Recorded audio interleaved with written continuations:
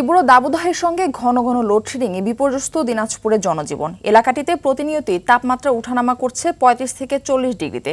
এতে হিট স্ট্রোকে মারা যাচ্ছে হিলির পোলট্রি খামারের মুরগি। বিভিন্ন ওষুধ দিয়েও বাঁচানো যাচ্ছে না, ফলে লোকসানের মুখে পোলট্রি খামারিরা। হিলি প্রতিনিধি আব্দুল আজিজের তথ্য ছবিতে ইমরুল কায়েসের রিপোর্ট। টানা কয়েকদিনের তীব্র তাপপ্রবাহে বিপর্যস্ত দিনাজপুরের জনজীবন। সাধারণ মানুষের পাশাপাশি অতিষ্ঠ পশু পাখিও। ১, ২, ৩ ঢাকায় জমি জিতে নিন ১০০% ক্যাশব্যাক সহ ২০ কোটি টাকার পুরস্কার।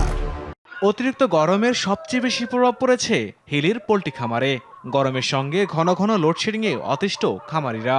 তীব্র দাবদাহে খামারেই প্রায় প্রতিদিনই ২০ থেকে ৩০টি করে মুরগি মারা যাচ্ছে। পাশাপাশি কমেছে ডিমের উৎপাদন। একসময় যেখানে ৩,০০০ পিস ডিম পাওয়া যেত, এখন সেখানে ১ থেকে ১,৫০০ পিস পাওয়া যাচ্ছে। ফলে আর্থিক ক্ষতির মুখে খামার ব্যবসায়ীরা। আগে ডিম উঠতো প্রায় ৩,০০০-এর মতো, এখন অর্ধেক কমে গেছে ডিম। টিনে পানি দিচ্ছি, আবার দেখা যাচ্ছে খের ভেজার পর সেখানে দিচ্ছি, তারপরেও কোনোভাবে আমরা তাপমাত্রা কন্ট্রোল আনতে পারতেছি না। আমাদের অবস্থা খুব একটা ভালো না, প্রচণ্ড গরমে মুরগি মারা যাচ্ছে। গত 7 দিনে আপনার প্রায় 8-10টা ফার্মে প্রায় আমাদের 5 লক্ষ টাকা ক্ষতি হয়ে গেছে অলরেডি। আরও ক্ষতি হওয়ার সম্ভাবনা আছে। আমরা তো কিছুতে এগুলাকে মানে ঠিক কন্ট্রোলে আনাই পারতেছি না।